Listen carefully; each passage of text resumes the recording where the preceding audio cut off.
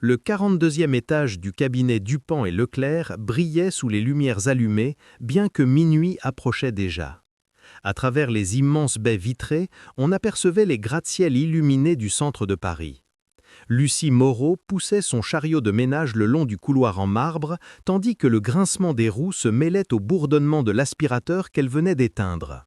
Son uniforme gris clair portait quelques taches anciennes, mais ses yeux bruns conservaient cette étincelle d'espoir que peu remarquaient. Elle s'arrêta devant la salle de réunion principale, d'où filtrait une lumière sous la porte. À l'intérieur, des voix, des rires et le tintement de verre résonnaient. Sans doute une réunion cruciale. Lucie pencha légèrement la tête, non par curiosité mal placée, mais pour se sentir, ne serait-ce qu'un instant, partie de ce monde qu'elle avait rêvé depuis l'enfance, grandissant dans les quartiers populaires de Belleville. Avec précaution, elle sortit un livre abîmé de son sac. C'était un ouvrage de droit international en anglais emprunté à la bibliothèque municipale. International Law disait le titre sur la couverture. Lucie avait appris l'anglais à 16 ans grâce à sa grand-mère qui lui enseignait des mots les après-midi. Depuis, elle étudiait seule, espérant qu'un jour son CV ne finirait pas froissé et jeté à la poubelle d'un cabinet quelconque. Elle tournait les pages en silence, répétant les termes juridiques comme des prières. Soudain, la porte s'ouvrit brutalement. Lucie sursauta et le livre tomba au sol. Un homme grand sortit de la salle. Il portait un costume bleu marine sur mesure et ses cheveux sombres étaient coiffés avec précision. C'était Thierry Dupont, le directeur général du cabinet Dupont et Leclerc, réputé pour son génie en droit, mais aussi pour sa froideur et son intransigeance. Ses yeux verts, aussi glacial que sa réputation, se posèrent sur le livre tombé. « Que fais-tu » demanda-t-il d'une voix basse, avec un sarcasme dissimulé dans chaque mot. « À fouiner dans des documents de l'entreprise pendant que tu nettoies. » Lucie se baissa pour ramasser son livre, le cœur battant fort. « Non, monsieur, c'est le mien. » Thierry haussa un sourcil, s'approcha et lut le titre à voix basse. « International Law ». Une femme de ménage lisant du droit international en anglais, lâcha-t-il avec un rire sans chaleur. « Tu es sérieuse ou tu essaies d'impressionner quelqu'un » Lucie serra le livre contre elle. Elle savait qui il était. Thierry Dupont, interviewé dans des magazines financiers pour avoir gravi les échelons depuis rien. Elle l'avait admiré, mais sa regard arrogant la fit bouillir intérieurement. « Je lis parce que je veux apprendre », répondit-elle sans hausser la voix, mais avec fermeté. « Pas pour impressionner qui que ce soit. » Il croisa les bras. Un instant, il parut intrigué, comme s'il venait de découvrir un nouveau jouet. Apprendre, pour quoi faire? Pour balayer avec plus de technique.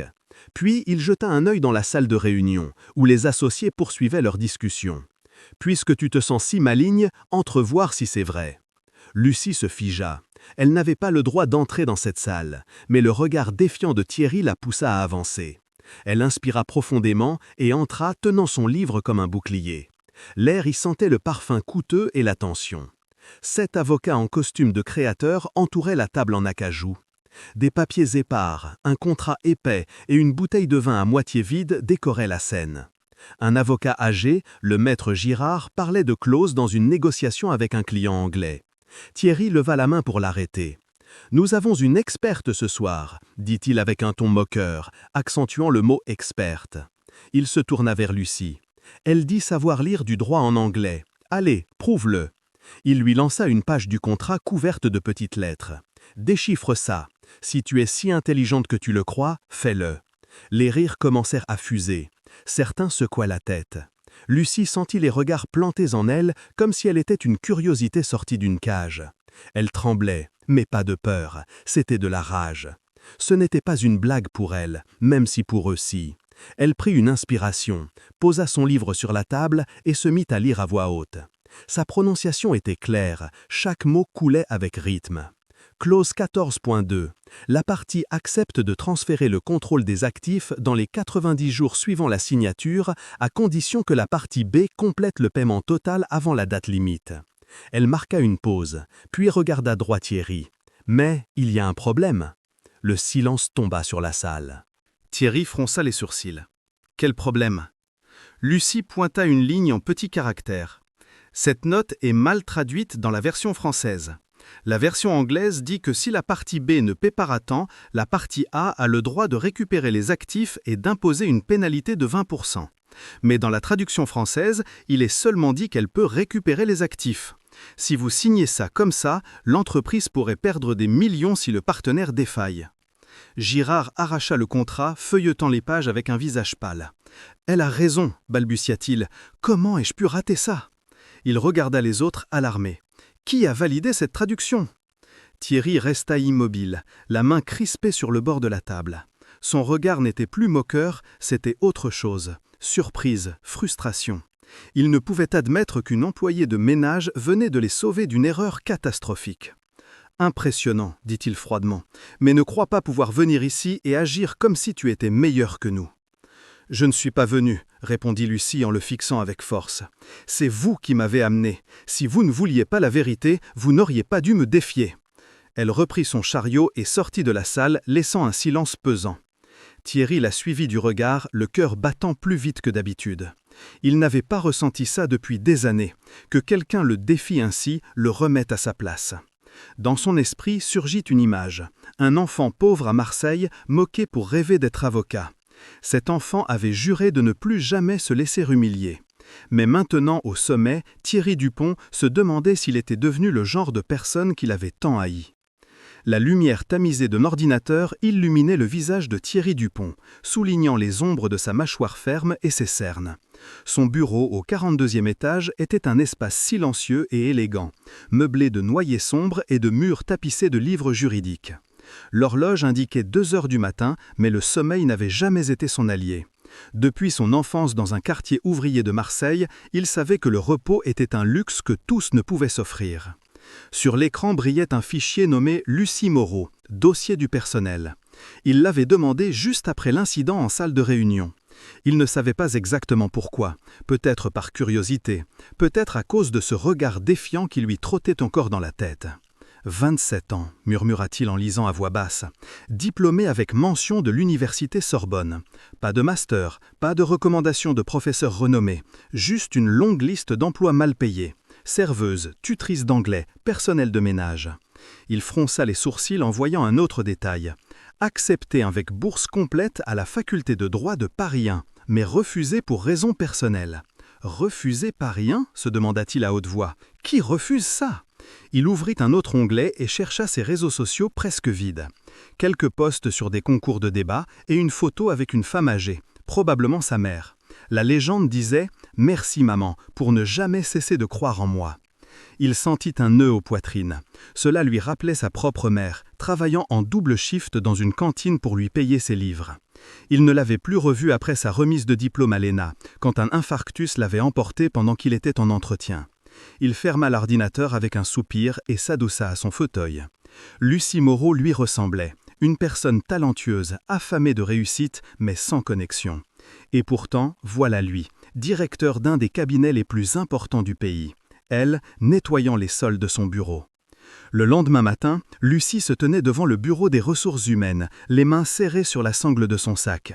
On l'avait convoquée pour violation des protocoles internes, comme si elle avait causé un scandale, mais elle savait que tout tournait autour de lui. Thierry Dupont, quelqu'un comme lui ne tolérait pas qu'une employée l'ait mise en évidence. Elle inspira profondément et entra. Madame Leclerc, responsable des RH, était assise derrière son bureau. Thierry était là aussi, regardant par la fenêtre avec un visage grave. La lumière du soleil dessinait sa silhouette comme du marbre. « Mademoiselle Moreau, commença Madame Leclerc d'un ton sec, vous êtes entrée sans autorisation dans une réunion privée du conseil. Êtes-vous consciente que cela peut mener au licenciement ?» Lucie sentit la chaleur monter à son visage, mais garda son calme. « Je n'ai pas interrompu, » dit-elle avec fermeté. « On m'a demandé de traduire. Si j'avais refusé, je serais probablement ici accusé de désobéissance. » Madame Leclerc lança un regard à Thierry, attendant des instructions. Il se tourna lentement et l'observa avec froideur. « Tu es doué pour inventer des excuses, Moreau, mais tu n'appartiens pas à cette salle. Tu es personnel de ménage, pas avocate. » Lucie serra les poings, sentant ses ongles s'enfoncer dans ses paumes. Elle voulait crier, lui parler des nuits blanches à étudier, des lettres de refus, des dettes et de sa mère malade à la maison. Mais elle ne le ferait pas.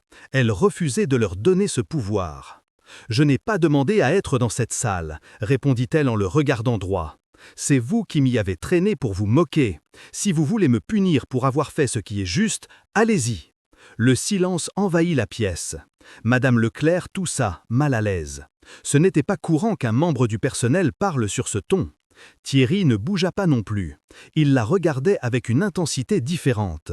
Ce n'était pas de la colère, c'était autre chose. De l'intérêt, comme s'il ne pouvait comprendre pourquoi cette femme ne craquait pas. « Tu as fini » demanda-t-il d'une voix basse. « Non » répondit Lucie. « Si ce cabinet n'est pas prêt à entendre la vérité de quelqu'un qui nettoie les sols, alors le problème n'est pas moi. » Elle se tourna pour sortir, mais il l'arrêta. « Attends. » Elle resta immobile sans se retourner. Elle entendit ses pas s'approcher et le léger souffle de sa respiration derrière elle. « Tu as beaucoup de confiance, Moreau, » lui dit-il presque en murmurant. « Mais la confiance ne suffit pas. Tu devras prouver que tu es plus qu'une fille qui sait l'anglais. » Lucie se tourna pour l'affronter. « Je ne suis pas venue vous prouver quoi que ce soit. Je suis ici pour me prouver à moi-même que je peux. » Elle sortit du bureau, laissant Thierry avec les poings serrés le long du corps. Il ne se rappelait pas la dernière fois que quelqu'un l'avait fait se sentir ainsi, désarmé. Cette nuit-là, Thierry resta seul dans son bureau. Une bouteille de whisky à moitié vide reposait sur la table. Il ne buvait pas pour s'enivrer, mais pour oublier. Mais l'image de Lucie revenait sans cesse.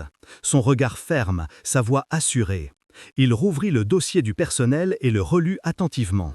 Un petit paragraphe à la fin lui donna un coup au cœur. Motif de refus de la bourse à Paris, 1.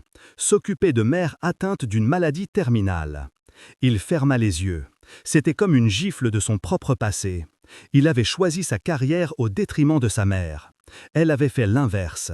Il prit le téléphone. « Obtiens-moi plus d'infos sur Lucie Moreau », dit-il à son assistant. « Famille, dette, tout. » Il raccrocha et regarda par la fenêtre.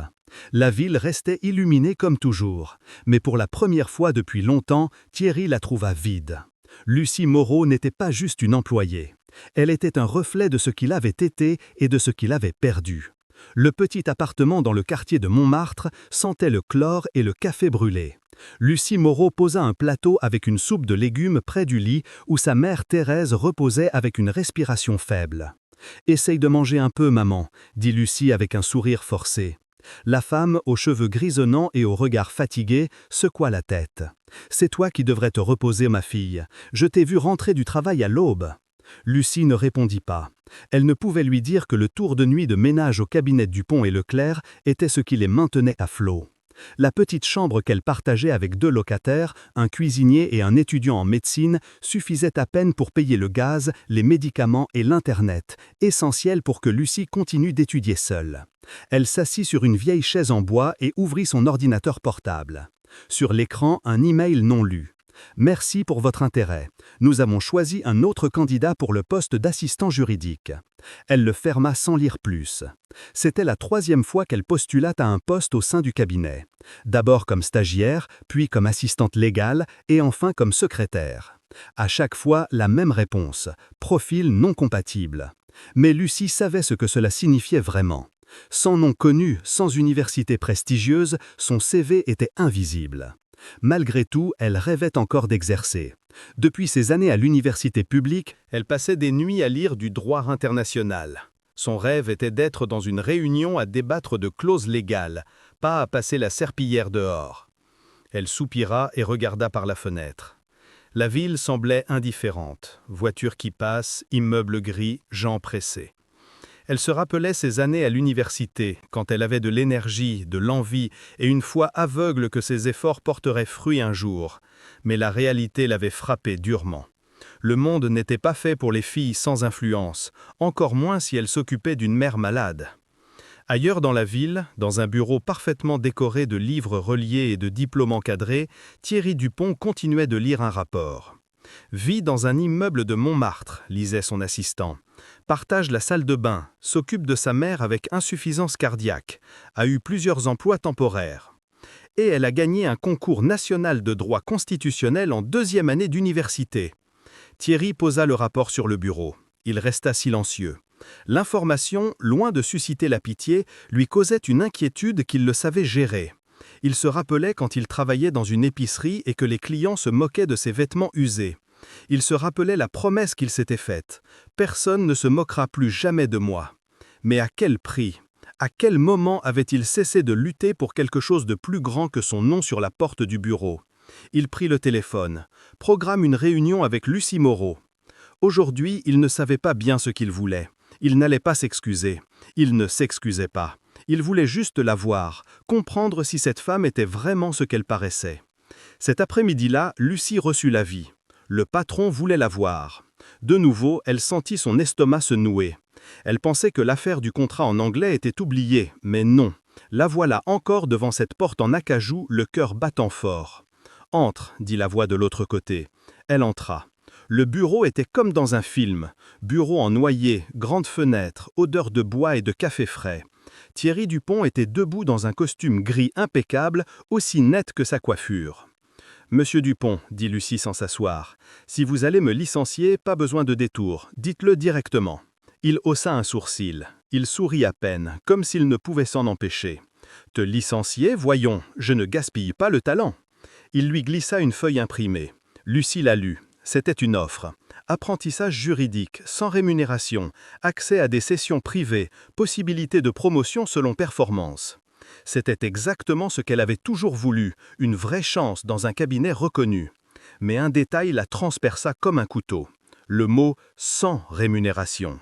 Elle travaillait 16 heures par jour, s'occupait de sa mère, avait des dettes. Un poste sans paye était impossible dans son monde. Elle lui rendit la feuille. « Merci, mais je ne peux pas accepter. » Il fronça les sourcils. « Tu vas refuser quelque chose pour lequel des centaines tueraient? Sais-tu ce que c'est ?»« Bien sûr que je sais, dit Lucie sans hésiter, mais je n'ai pas besoin de charité déguisée en opportunité. Si vous pensez que mon travail vaut 0 €, alors vous ne me respectez pas. Et si vous ne me respectez pas, je n'ai pas envie d'être ici. » Un silence malaiseux envahit l'endroit. Thierry la regarda comme si c'était la première personne en années à lui parler avec cette clarté. « Tu crois que je ne crois pas en toi ?» dit-il en s'approchant. « Alors, dis-moi, pourquoi je perds mon temps avec une femme de ménage au lieu de conclure un contrat de 10 millions ?» Lucie ne bougea pas. Sa voix tremblait intérieurement, mais extérieurement ferme. « Parce que vous êtes curieuse, mais la curiosité n'est pas du respect. Je ne vous hais pas, monsieur Dupont. Ce que je hais, c'est devoir mendier des opportunités à des gens qui ne m'ont jamais vu. » Il resta immobile. Ces mots le frappèrent de plein fouet. Il se rappelait ses professeurs à l'université privée lui disant qu'il n'avait pas le profil pour plaider en tribunaux internationaux. Il se rappelait comment ils avaient surpassé tous, mais aussi comment il avait cessé de regarder en arrière. « Tu es très déterminé, dit-il enfin, mais la détermination ne paie pas les factures. Réfléchis bien, cette opportunité ne reviendra pas. » Lucie soutta son regard. « Je n'ai pas besoin d'aumône, je tracerai mon chemin seul. » Et elle partit. Cette nuit-là, elle rentra chez elle et s'assit près de sa mère. Thérèse la regarda avec tendresse. « Tu n'as pas à tout faire toute seule, ma petite, je sais que tu peux. » Lucie sourit, mais elle sentait le poids du monde sur ses épaules. Elle avait refusé Thierry Dupont. Pourrait-elle résister encore longtemps? En haut du cabinet, Thierry tournait une plume en argent entre ses doigts. Il regardait le contrat qu'elle avait refusé et pensait à cette version de lui-même qui avait un jour dit « Je préfère mourir de faim que mendier du respect ». Et pour la première fois, il se demandait s'il pouvait redevenir cette personne. Faisons un petit jeu secret pour ceux qui sont encore là. Si cette histoire de défi et de traduction te captive, imagine-toi déchiffrer un code caché dans le contrat. Laisse le mot fromage dans les commentaires pour montrer que tu as vu le détail subtil. Les autres ne le remarqueront même pas. Continuons l'histoire. La nuit tombait sur la ville comme un lourd drap. Lucie Moreau arriva au cabinet quelques minutes avant son tour. Elle prit l'ascenseur, salua d'un signe de tête les gardiens et se dirigea vers l'espace ménage pour prendre son chariot. Elle feignait la normalité, mais intérieurement, elle bouillonnait d'anxiété et de rage contenue. Elle n'arrêtait pas de penser à cette offre déguisée en faveur et à comment elle avait dû refuser une fois de plus ce qu'elle désirait tant, ne pouvant se permettre de travailler sans salaire. Elle parcourut les couloirs du 42e étage d'un pas ferme, nettoyant sans s'arrêter, ignorant les regards furtifs de certains employés. Elle arriva à la salle de réunion où la porte entrebâillée laissait échapper des bribes de conversation. Elle reconnut la voix d'un des associés principaux, Maître Girard, parlant avec assurance au milieu d'une réunion avec des représentants anglais. Clause 9.3. Les deux parties partagent le risque financier à parts égales, disait-il confiant. Lucie se figea un instant. Cette clause lui semblait familière. Elle l'avait lue maintes fois dans son livre de droit international. Shared risks ne se traduisait pas comme il le comprenait. Quelque chose s'alluma en elle. Elle ne voulait pas s'immiscer, mais si cette clause était mal interprétée, la firme risquait de signer un accord dangereux. Elle hésita un moment, puis sortit son téléphone et rédigea un email avec des mains tremblantes. Maître Dupont, excusez cette liberté, mais j'ai entendu l'interprétation de la clause 9.3. Le terme « shared risks » ne signifie pas risque partagé à parts égales. Selon le contrat original, si certaines conditions de liquidité ne sont pas remplies, toute la responsabilité retombe sur la partie A. Je suggère de le revoir avant de procéder. Lucie Moreau. Elle joignit la section du contrat et l'envoya. Elle ferma les yeux et respira profondément. Elle ne savait pas si on la licencierait pour oser intervenir encore, mais elle préférait ça plutôt que de se taire quand quelque chose clochait. Dans la salle, Thierry était en tête de table, écoutant les associés anglais avec une expression neutre. Son téléphone vibra. Il vit le nom Lucie Moreau dans la notification de l'email. Il fronça les sourcils, l'ouvrit et lut rapidement. À la fin, il leva les yeux avec une gravité que personne d'autre ne remarqua comme inhabituelle. « Excusez-moi un moment », dit-il en prenant la feuille du contrat. Il s'approcha de Maître Girard et lui murmura à l'oreille. Puis il lui tendit le téléphone avec l'email. « Lis et explique-moi pourquoi nous étions sur le point de signer quelque chose qui nous mettrait en faillite si l'autre partie échoue. » Girard blêmit, prit le document et le relut avec désespoir. « Je n'avais pas vu cette partie, je n'ai pas remarqué. » Un des associés anglais demanda à revoir le document original, le lut à voix basse, hocha lentement la tête et parla haut. « Cette clause doit être modifiée. Sinon, l'accord ne sera pas juste pour vous. Nous apprécions votre attention aux détails. » La tension dans la salle se dissipa peu à peu. L'accord tenait toujours, mais grâce à l'observation envoyée depuis le couloir par une jeune femme qui nettoyait les vitres du bureau. Thierry ne dit rien de plus, se contenta de regarder Girard qui évitait son regard et rangea son téléphone dans sa poche. Le lendemain matin, Lucie nettoyait la zone cuisine du cabinet quand une jeune de l'accueil accourut. « Mademoiselle Moreau, Maître Dupont veut vous voir en salle de réunion, tout de suite. » Lucie posa son chiffon dans l'évier et déglutit. Qu'est-ce qui se passait maintenant ? En arrivant, la salle était occupée par l'équipe juridique principale. Tous la regardaient entrer, certains avec dédain, d'autres avec surprise. Thierry était debout, bras croisés, et la regarda directement. « Mademoiselle Moreau, dit-il sans détour. Grâce à votre email, hier nous avons évité une erreur grave dans un accord de plus de 50 millions d'euros. Au nom du cabinet, merci. » Un silence malaisé tomba sur tous. Lucie sentit les regards la transpercer. Girard était assis, lèvres pincées. Un des avocats murmura quelque chose. Un autre racla sa gorge. Mais ce fut Girard qui ne put se retenir. « Et maintenant, on va féliciter la femme de ménage ? Sérieusement ?» Lucie serra les dents. Elle en avait assez. « Et pourtant, j'ai fait votre travail mieux que vous, maître, » dit-elle d'une voix ferme. « Si ça vous déplaît d'être corrigé par quelqu'un comme moi, peut-être que la prochaine fois, vous lirez le contrat plus attentivement. » Un grognement à peine contenu sortit d'un coin. Quelqu'un retint un rire. Thierry leva la main. « Assez, » ordonna-t-il d'une voix sérieuse. Puis il se tourna vers elle. « Vous pouvez vous retirer, Moreau.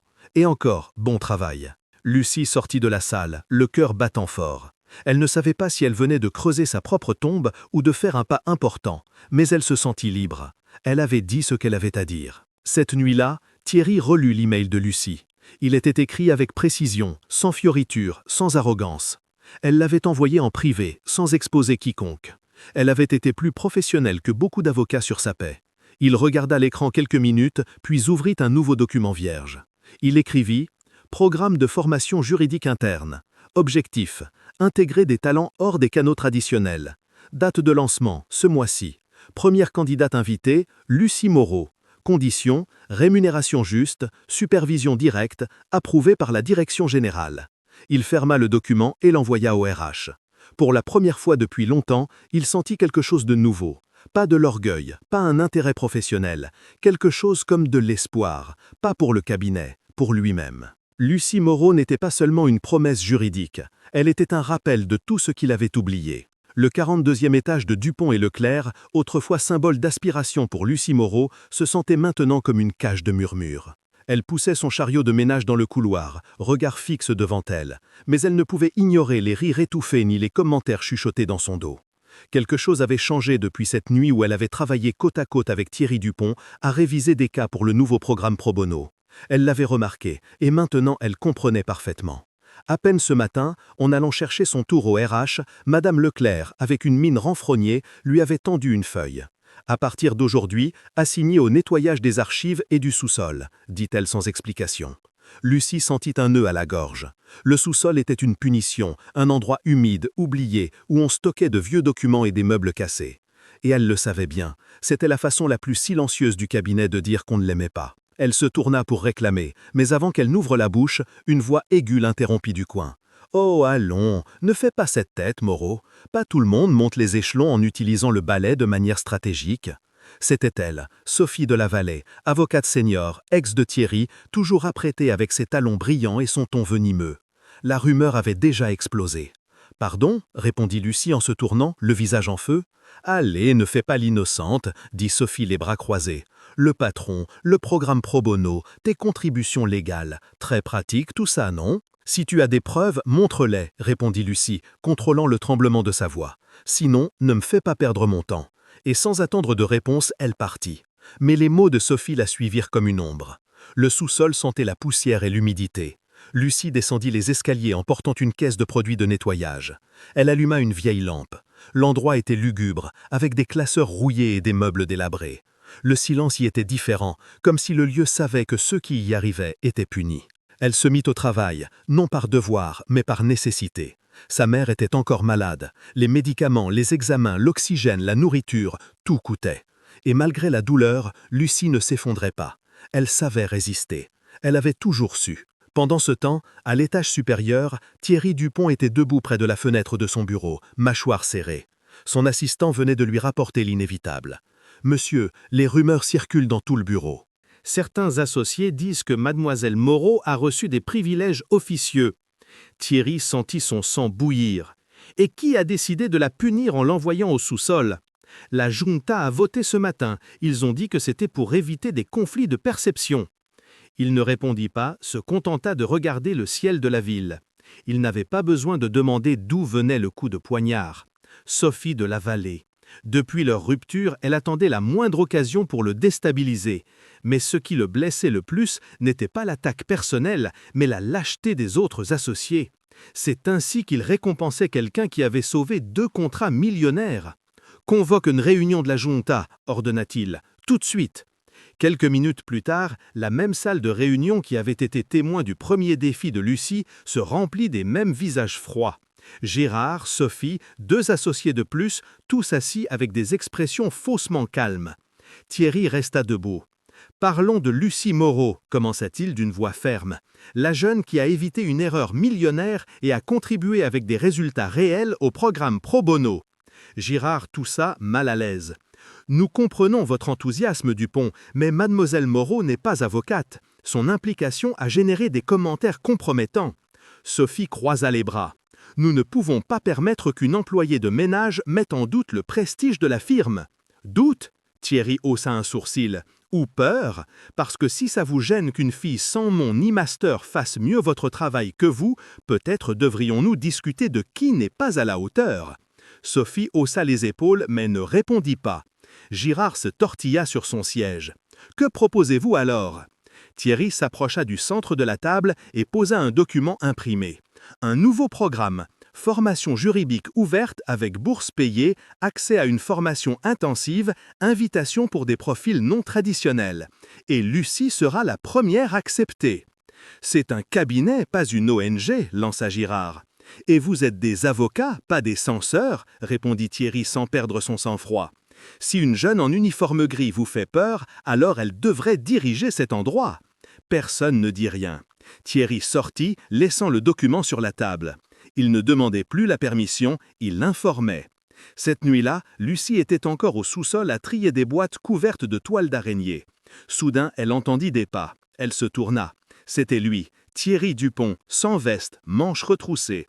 Son regard n'était pas froid, il était différent, plus humain. « Tu es encore là ?» dit-il, comme si ça le surprenait de l'avoir travaillé après ce qui s'était passé. « Je ne le fais pas pour vous, dit-elle sans le regarder.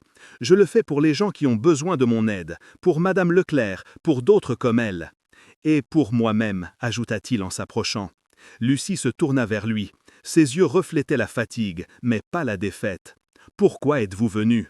Pour te dire que j'ai affronté la junta. Je leur ai annoncé le nouveau programme, légal, payé, juste, et je veux que tu sois la première à y entrer. Elle le regarda dubitative. Je n'ai pas besoin que vous combattiez pour moi. Je ne le fais pas pour toi, dit-il. Je le fais parce que tu le mérites et parce que je sais que tu ne failliras pas. Elle baissa les yeux un instant puis l'affronta. D'accord, mais j'accepte seulement si les conditions sont égales pour tous. Je ne veux pas de faveur, je veux de la justice. Il sourit, un sourire sincère, sans arrogance. Alors tu l'auras. Il se tourna pour partir, mais avant de franchir la porte, il se retourna. Et ne les laisse pas te faire douter, ils n'en valent pas la peine. Lucie resta seule avec l'écho de ces mots résonnant dans le sous-sol. Pour la première fois, elle sentit qu'elle ne luttait pas seule. Le chemin serait encore long, mais elle était prête. La pluie tombait drue sur les rues de Paris, formant des flaques qui reflétaient la lumière ténue des réverbères. Lucie Moreau restait au sous-sol du bâtiment de Dupont et Leclerc, adossée au mur, tenant un balai qu'elle n'utilisait plus depuis un moment. Ses yeux étaient rougis, non de fatigue, mais de rage et de honte. Ce même jour, lors de la réunion générale du personnel, Sophie de la Vallée s'était chargée de la détruire en public. Devant des dizaines d'employés, souriante avec ce venin qu'elle maîtrisait si bien, elle avait lancé « Il faut reconnaître, mademoiselle Moreau, pas n'importe qui peut nettoyer les sols et en même temps capter l'attention du directeur général. » Les rires avaient éclaté comme une vague. L'écho des éclats de rire avait retenti dans l'auditorium. Personne n'avait rien dit.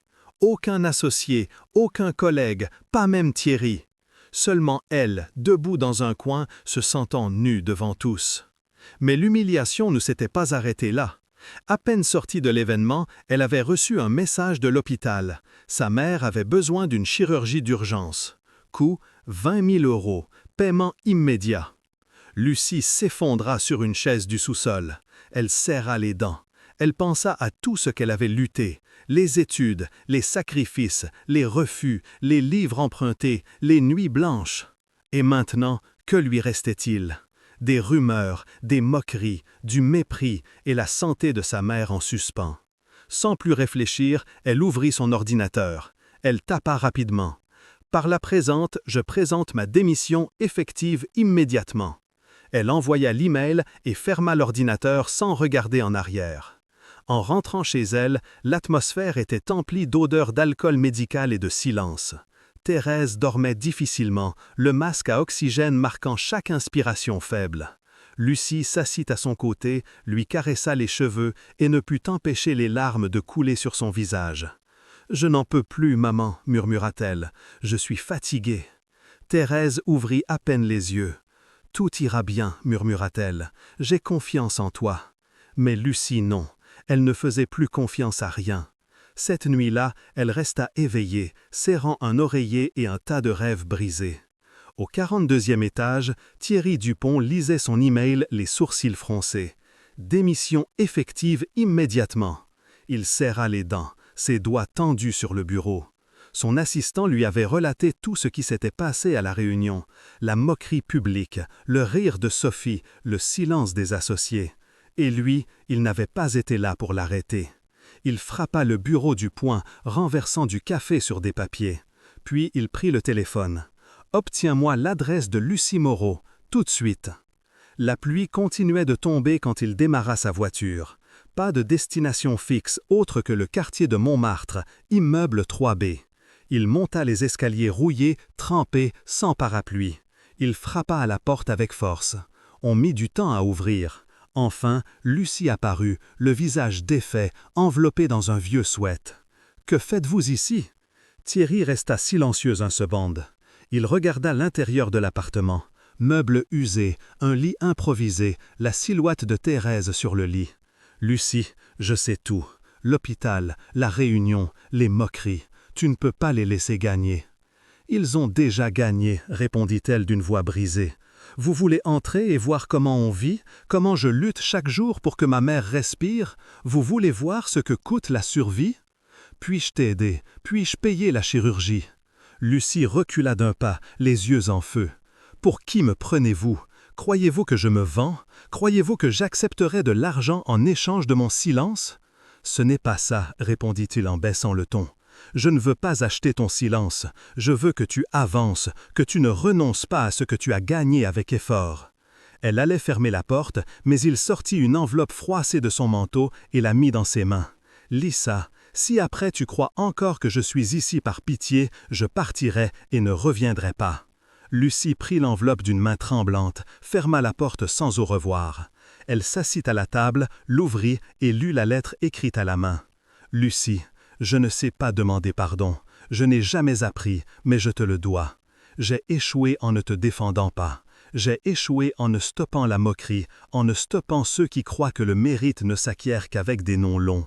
J'étais comme toi, un gamin sans ressources, moqué pour rêver d'étudier le droit. Et j'ai oublié ce que c'était de lutter pour l'impossible. Tu me l'as rappelé.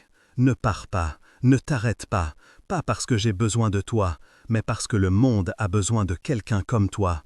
Thierry. » Les larmes se mirent à couler sur ses joues. Ce n'était pas une lettre pour la convaincre, c'était une confession, une reddition, quelque chose que seul quelqu'un qui avait souffert pouvait écrire. Elle se leva, alla dans la chambre, caressa les cheveux de sa mère endormie et serra l'enveloppe contre sa poitrine. Thérèse lui disait toujours « Ne laisse pas le monde te dire que tu ne vaux rien ». Cette fois, elle y croirait. Dans son bureau, Thierry regardait par la fenêtre, les cheveux encore humides de pluie. Il ne savait pas si Lucie reviendrait, mais il avait dit la vérité, et parfois c'était suffisant. Le lendemain, Lucie était aux tribunaux civils, non comme avocate, mais comme accompagnatrice. Devant elle, Rose Thibault, une mère célibataire sur le point d'être expulsée injustement, tremblait en relisant son dossier. Lucie la regarda avec fermeté. « Tu n'es pas seule, je suis avec toi. » Même si elle ne faisait plus partie du cabinet, elle continuerait à lutter, avec ou sans uniforme. Et au fond du tribunal, assis parmi la foule, Thierry l'observait en silence, avec le cœur serré et une certitude grandissante en poitrine. Il était amoureux, pas par admiration, mais par respect. Pause. Faisons un petit jeu entre nous. Si tu es arrivé jusqu'ici, imagine-toi déchiffrer un message secret comme dans l'histoire. Écris le mot « baguette » dans les commentaires pour montrer que tu as capté le détail. Revenons à l'histoire. La salle du tribunal civil numéro 14 était pleine de murmures et de tensions. Sur les bancs en bois s'installaient des voisins, des mères avec enfants, des anciens avec des documents dans des enveloppes plastiques et des employés légaux au visage las. Lucie Moreau tenait un dossier rempli de papiers, assise près de Rose Thibault, la femme qui affrontait une expulsion injuste pour une augmentation arbitraire de son loyer. « Souviens-toi de respirer, » lui dit Lucie à voix basse, « et ne t'inquiète pas si tu bloques, je t'aide. » Rose hocha la tête, visiblement nerveuse. Elle portait un pull usé, gardait les mains entrelacées et ne cessait de regarder l'avocat du bailleur, un homme en costume cher qui relisait des papiers avec un air de supériorité. Le juge, un homme au visage sérieux, demanda le silence. Puis il donna la parole à la partie plaignante. « Votre honneur, » dit l'avocat en se levant, « mon client a simplement exercé son droit d'augmenter le loyer comme stipulé dans le contrat. Madame Thibault n'a pas respecté le nouveau montant, donc l'expulsion procède. » Lucie regarda Rose et lui serra le bras.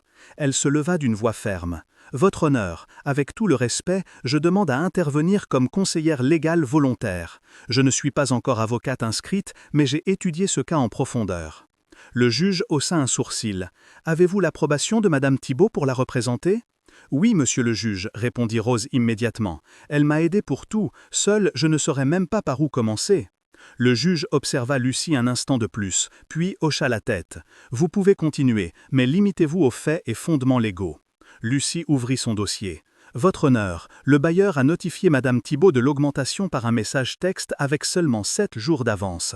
Selon l'article 247 du Code civil, pour des augmentations supérieures à 10%, il faut une notification écrite avec au moins 60 jours d'avance. Ce requis n'a pas été respecté. » Elle sortit le téléphone de Rose et montra la conversation imprimée. « Voici la preuve du message. » L'avocat du bailleur tenta d'intervenir, mais le juge l'arrêta d'un geste. « Continuez. » De plus, dit Lucie, en sortant une sentence imprimée, dans l'affaire Pérez contre Groupe Nord de 2019, il a été déterminé que toute augmentation non communiquée en temps et forme est invalide et annule la procédure d'expulsion. Le silence dans la salle était total. Rose regardait Lucie comme si elle n'en croyait pas ses yeux. Le juge prit quelques minutes pour examiner les documents. Puis il parla d'une voix grave. L'expulsion est rejetée. Le contrat reste en vigueur aux termes précédents. Le bailleur est sanctionné d'une amende et ordonné de rembourser les frais légaux. Rose porta les mains à son visage. Elle pleura. Lucie l'étreignit fort sans rien dire. Au fond de la salle, un homme en costume gris foncé, à la barbe soigneusement taillée et au regard intense, observait tout. Thierry Dupont ne bougea ni n'intervint. Il se contenta de la regarder avec un mélange d'orgueil, de respect et de quelque chose de plus profond qu'il ne voulait nommer. Jusqu'à maintenant. Cette nuit-là, Lucie rentra chez elle épuisée, mais heureuse. Rose lui avait offert de l'argent, de la nourriture, une étreinte. Elle n'avait accepté que l'étreinte. À la maison, Thérèse l'attendait assise avec une couverture sur les genoux. « Tu as gagné. »« Oui, maman. » Madame Thibault ne perdra pas sa maison. Thérèse lui sourit avec tendresse. J'ai toujours su que tu aiderais beaucoup de gens. Lucie s'assit à son côté. Sur son bureau, la lettre de Thierry était encore pliée avec l'enveloppe un peu froissée. Malgré tout, elle ne l'avait pas oublié. Elle savait qu'il avait été à l'audience, elle l'avait senti, elle l'avait vu en sortant, marchant sans que personne ne le remarque. Le lendemain, elle reçut un email. « Chère Lucie, le programme de formation juridique ouverte a été approuvé officiellement. Ci-joint l'invitation formelle pour vous y incorporer. Il sera rémunéré et cette fois ce n'est pas une faveur, c'est une reconnaissance. Je veux vous voir ici, Thierry. » Elle ne répondit pas tout de suite, elle passa toute la nuit à y penser. Son orgueil était encore blessé, sa dignité froissée. Mais une part d'elle savait qu'elle avait gagné quelque chose de plus important, la voix de ceux qui n'en ont pas. Au final, elle accepta. 2 semaines plus tard, elle se présenta au cabinet en vêtements empruntés. Une chemise blanche, un pantalon simple et une veste un peu trop grande. La salle de formation était pleine d'anciens d'universités privées avec leurs sacs de marque et leurs manières polies. En entrant, on la regarda du coin de l'œil. Personne ne la salua, mais Lucie ne s'en émut pas. Elle s'assit à une table et sortit son cahier. Elle savait qu'elle n'était pas là pour plaire à quiconque. Elle était là pour apprendre, grandir et prouver que sa place n'était pas un hasard. Hélène Caron, l'avocate en charge du programme, distribua le premier cas d'étude. Un litige international entre 2 entreprises pour non-respect de contrat. « Vous avez 3 jours pour me rendre une analyse complète, dit-elle. Et le jour de la présentation, ce sera évalué comme si c'était réel. » Lucie ne sia pas. Elle avait affronté pire. La nuit suivante, elle s'enferma dans la bibliothèque du cabinet, lut des traités de droit international, relut des jugements similaires et remplit son cahier de notes. À la maison, Thérèse la regardait depuis son lit, fière. « Tu as l'air heureuse, lui dit-elle une nuit. « Je le suis, maman, pas pour où je suis, mais pour ce que je construis. » Pendant ce temps, Thierry recevait des rapports quotidiens du programme. Hélène était impressionnée par Lucie. « Elle a quelque chose qu'on n'apprend dans aucune université, lui dit-elle au téléphone. Elle pose les bonnes questions, voit des erreurs que d'autres ne remarquent pas et travaille comme si sa vie en dépendait. » Thierry écoutait en silence, sans dire ce qu'il ressentait. Lucie l'inspirait non par son histoire, mais par son esprit, parce qu'elle lui rappelait le jeune qu'il avait été, mais avec une dignité qu'il avait lui-même oubliée. Le jour de la présentation arriva. La salle de réunion était pleine d'associés, d'avocats et d'évaluateurs. Lucie fut la dernière à passer. Elle se planta devant l'écran, dossier en main. « Bonjour. Le cas présenté a une clause qui viole le principe de proportionnalité dans les pénalités internationales. La clause 12.4 impose 25% de multes sans justification. Cela n'est pas valide sous le droit commercial de l'OMC ni la Convention de Vienne. » Tous gardèrent le silence. Un associé fronça les sourcils. Hélène hocha la tête en silence. Thierry, assis au fond, ne cessait de la regarder. « Je propose de renégocier les termes, » dit Lucie. « Pas pour éviter les conflits, mais parce que défendre le juste nous donne autorité comme firme. » Elle termina son exposé sans accroc. Elle regagna sa place le cœur battant, mais la tête haute. Cet après-midi-là, elle reçut une notification par email. « Votre analyse a été sélectionnée comme base pour un cas réel que nous traiterons le mois prochain. Félicitations. » Et avec ce message, un autre plus court. « Passe par la direction. Il y a quelque chose que je veux te remettre. Thierry. » Quand elle arriva à son bureau, il l'attendait avec une carte en main. « C'est ta carte de bécaria juridique, mais plus que ça, c'est la preuve que tu n'es pas ici par hasard. » Elle la prit. Leurs doigts se frôlèrent. Il y eut un silence dense, mais pas malaisé. « Merci, dit-elle. Je ne t'ai pas offert ça, répondit-il. Tu l'as gagné seul, j'ai juste ouvert la porte. Elle baissa les yeux, mais ses lèvres esquissèrent un léger sourire. Et au fait, ajouta-t-il, pour l'hôpital, tu n'as plus de dette, mais tu ne sauras jamais qui a fait le don. Elle le regarda droit dans les yeux. Je sais que c'était toi, et même si je ne le dis pas haut, merci. Il ne répondit pas, se contenta d'un hochement de tête. Entre eux, le respect était mutuel, mais quelque chose d'autre commençait à éclore. Ce n'était pas un roman de conte, c'était quelque chose de plus réel, qui se construisait au jour le jour. 2 ans s'étaient écoulés depuis ce jour où Lucie Moreau s'était tenue pour la première fois devant une salle pleine d'avocats pour exposer son analyse légale. 2 ans depuis qu'elle avait décidé de marcher d'un pas ferme, non seulement pour elle, mais pour toutes les personnes comme Rose Thibault qui avaient besoin d'une voix pour les représenter. Maintenant, le cabinet Dupont et Leclerc avait un nouvel espace au 42e étage. Un bureau petit mais lumineux, avec une plaque sur la porte indiquant « Lucie Moreau, conseillère légale en formation ». Le même espace qui servait autrefois de local de ménage, rempli de balais, chiffons et seaux. Lucie s'assit devant son bureau en bois, vêtue d'un blazer bleu marine, cheveux attachés en queue de cheval soignée et un dossier plein d'expédients sur sa table. Elle ne portait plus d'uniforme de ménage, mais n'avait pas oublié qui elle était ni d'où elle venait. Tous les jours en arrivant, elle passait par la zone de ménage et saluait par nom chaque personne y travaillant. « Bonjour Marie, comment va ton fils ?»« Bien, merci maître », disait la femme en souriant sincèrement. Ce matin-là, Thierry Dupont l'attendait en salle de réunion. Il avait un air plus détendu, sa veste accrochée au dossier de la chaise et une tasse de café chaud en main. « Prête pour la clôture du projet de logement social ?»« Plus que prête », répondit Lucie en s'asseyant à son côté. « Nous avons fait un excellent travail et les clients sont contents. » En ces 2 ans, Thierry et Lucie avaient travaillé épaule contre épaule sur le programme pro bono qu'ils avaient étendu ensemble. Des cas d'expulsion injuste, de pensions impayées, de conflits du travail. Elle les étudiait, les traitait et les défendait. Lui s'occupait d'ouvrir les portes qui n'existaient pas avant. Jamais il n'eut de favoritisme, jamais de condescendance, seulement du respect et une admiration de plus en plus profonde. Avec le temps, ils commencèrent à se connaître au-delà du professionnel. Pas de manière romantique au début, juste des regards longs, des conversations tardives, des silences confortables. Un jour, en révisant un cas ensemble, Thierry s'arrêta et lui dit « Sais-tu ce que j'envie le plus chez toi ?»« Mon talent », répondit-elle sur un ton taquin. « Non, ta force, tu ne te brises jamais. »« Bien sûr que si, je me brise, dit-elle, seulement je sais me recoller. » C'est là qu'il comprit. Il n'admirait pas Lucie comme employée. Il la respectait comme femme, comme égale, comme quelqu'un qui avait changé sa vie pour toujours. Mais Lucie n'était pas une femme qui se laissait emporter facilement. Elle avait besoin de certitude. Et Thierry, habitué à contrôler, apprit à lâcher prise.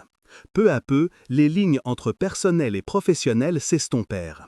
Sans promesses hâtives, sans phrases de série, juste des moments réels. 3 ans plus tard, Lucie termina son master en droit international avec mention. Elle avait étudié des nuits entières, rédigé des dizaines de cas et passé l'examen final avec une mention spéciale. Le cabinet célébra son succès par une réunion modeste sur la terrasse. « Maître Moreau, dit Thierry en levant sa coupe, trinquons à celle qui a un jour nettoyé ce même sol et nous enseigne maintenant ce que signifie la dignité. » Elle sourit, non vaniteusement, mais reconnaissante. Cette même année, Lucie et Thierry marchèrent dans le tribunal de famille de Paris. Elle portait une robe blanche simple, ample, sans ornement. Lui, un costume gris clair, sans cravate. Pas de fête, pas de presse, juste une juge, sa mère Thérèse assise au premier rang et quelques amis proches, y compris Hélène Caron, Girard, maintenant moins hautain, et même Sophie de la Vallée, qui, après des années de rancune, avait enfin accepté que Lucie n'était pas une menace, mais un symbole que tout pouvait changer. « Nous sommes ici pour unir non 2 avocats, dit la juge, mais 2 personnes qui croient au pouvoir de la vérité. » Lucie serra fermement la main de Thierry. Il lui tendit une feuille de papier avec des lettres imprimées. « Une autre clause » demanda-t-elle en souriant. « Un contrat à vie » répondit-il en riant. « Clause unique. Nous marcherons ensemble comme égaux pour toujours. » Elle signa. Il signa. Et le cabinet entier, pour la première fois depuis longtemps, applaudit du fond du cœur. Avec le temps, l'histoire de Lucie devint une inspiration, non pour le romance, non pour la transformation professionnelle, mais parce qu'elle n'avait jamais trahi ses valeurs. Elle visitait des universités publiques pour donner des conférences, impulsait des bourses pour étudiants sans ressources et créa avec Thierry un fonds légal communautaire pour femmes victimes d'abus au travail. Un jour, lors d'une interview pour une revue juridique, on lui demanda ce qui avait changé sa vie. Elle ne parla pas de Thierry, ni du cabinet, ni des prises accrochées au mur. Elle dit « Le moment où j'ai refusé de nettoyer tête baissée, non par orgueil, mais parce que j'ai compris que personne ne te donne la dignité. Tu la prends. » Maintenant, chaque fois qu'un nouveau arrivait au programme de formation juridique ouverte, il trouvait une lettre manuscrite de Lucie sur son bureau. Bienvenue. Peu importe si tu viens d'un quartier éloigné ou d'une université inconnue.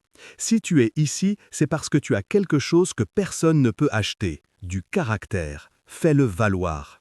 Et au bas de la lettre, elle signait « Lucie Moreau, avocate, femme battante et fière de l'être ». Merci d'avoir écouté cette histoire. Si elle t'a touché au cœur, je t'invite à t'abonner au canal pour ne pas rater les prochaines aventures inspirantes comme celle-ci. Et partage dans les commentaires ton propre moment où tu as pris ta dignité en main, que ce soit une petite victoire au travail ou une grande leçon de vie. Dis-nous ce que tu as appris de cette vidéo et si tu as aimé, on se retrouve bientôt pour plus d'histoires qui nous rappellent qu'on peut tous changer notre destin.